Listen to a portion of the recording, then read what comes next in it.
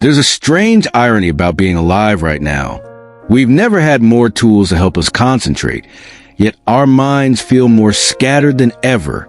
We sit down to read an article, and 5 minutes later, we're scrolling through something entirely unrelated. We try to listen to someone speak, and halfway through, our brain quietly drifts elsewhere. Not because we don't care, but because our attention has learned to wander. It's not laziness. It's not a lack of willpower. It's something deeper, something built into how the modern mind now operates. We live in an age that trades attention for stimulation. And every time we trade, a part of our ability to be still, to stay, quietly erodes. Attention is one of the most powerful currencies of a human mind.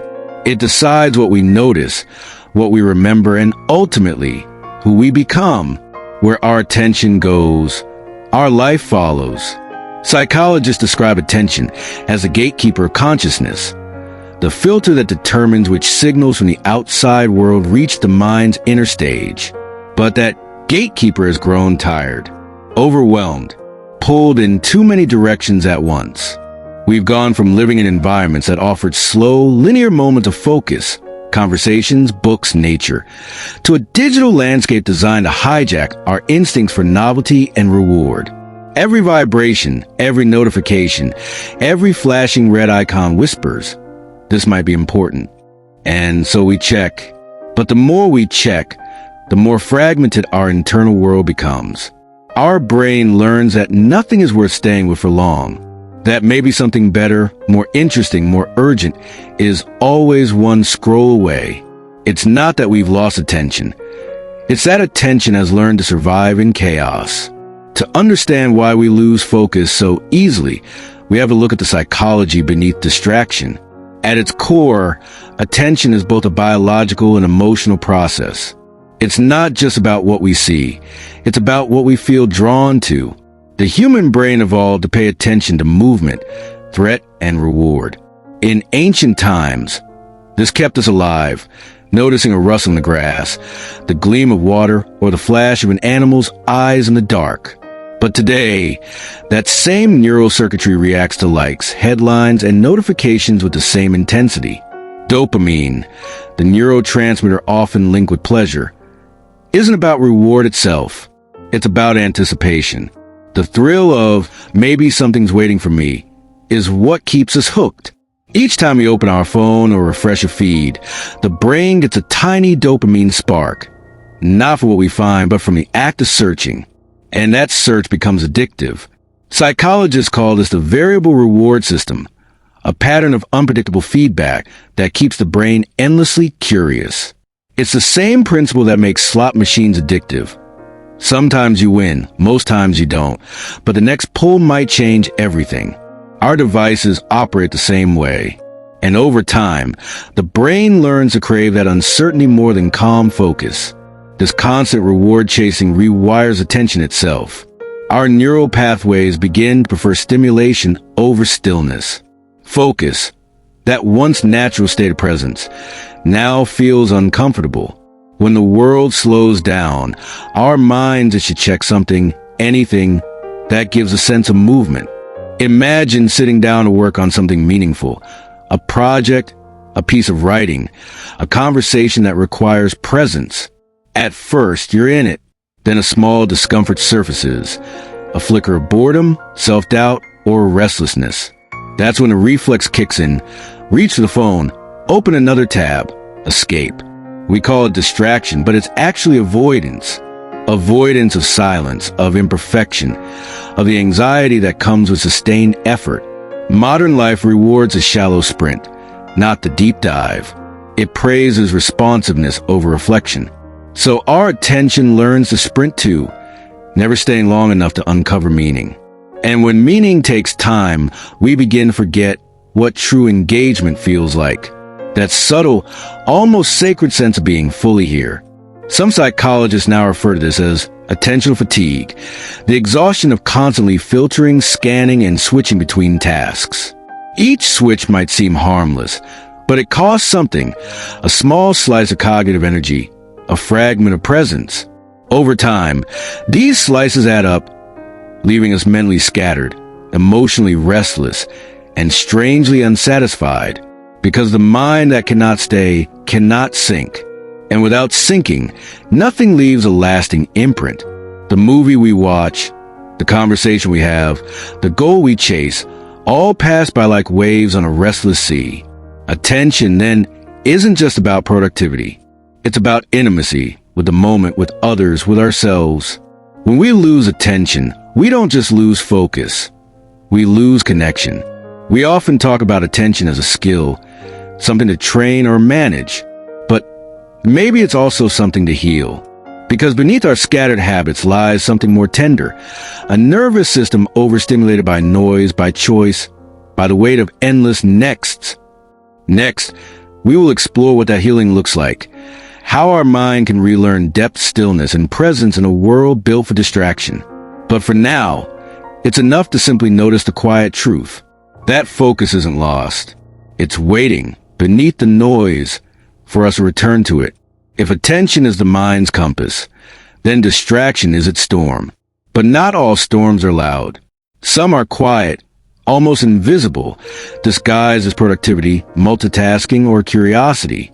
We often believe losing focus means getting pulled away by something external. Our phone, our notifications, our environment. But many distractions come from within.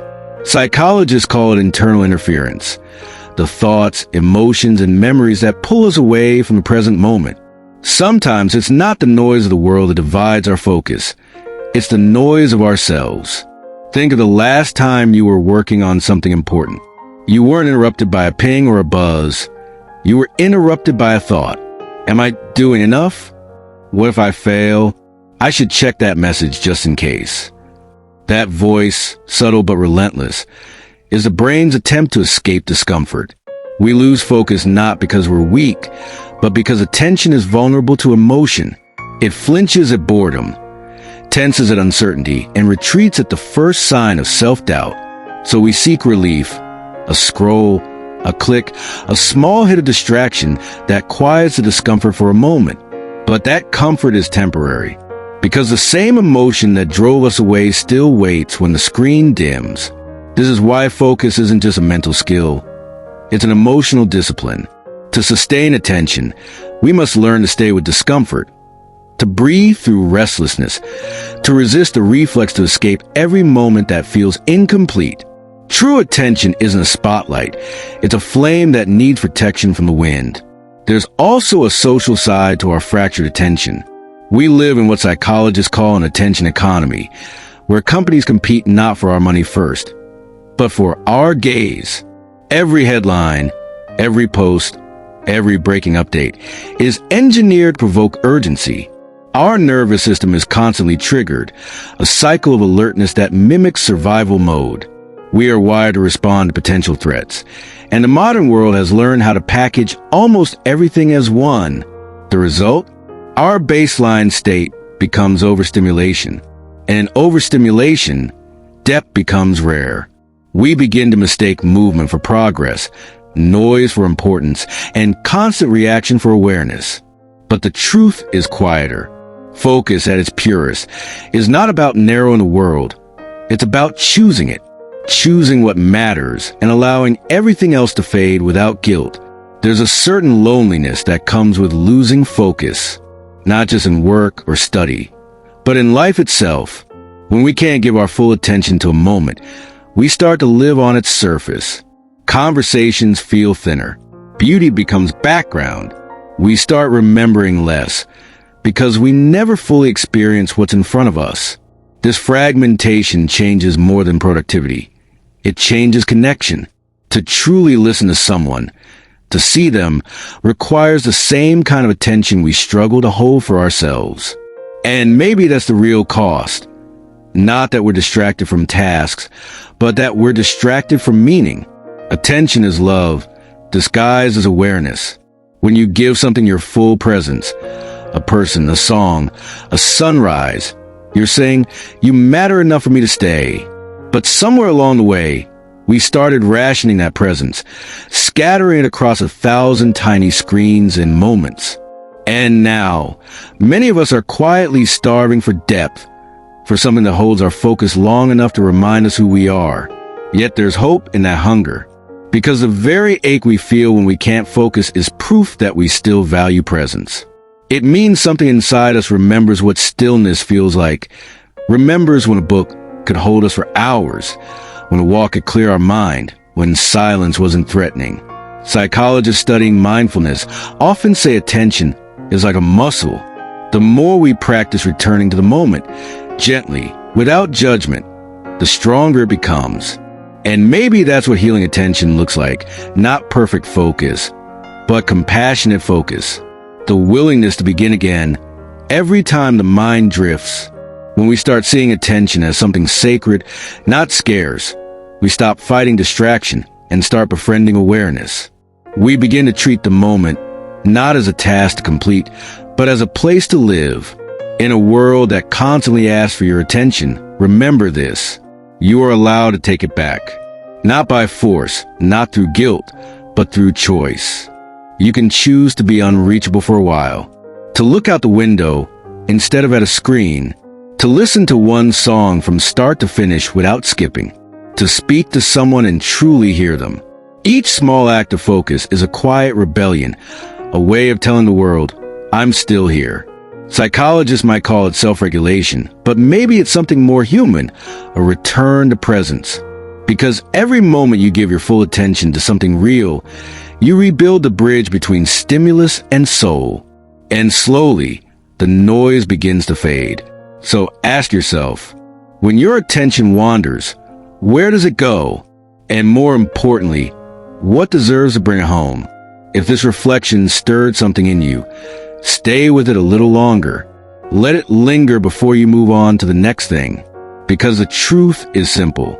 We don't lose focus because we're broken. We lose focus because we're human. And humanity, at its best, is the act of coming back again and again to what matters most.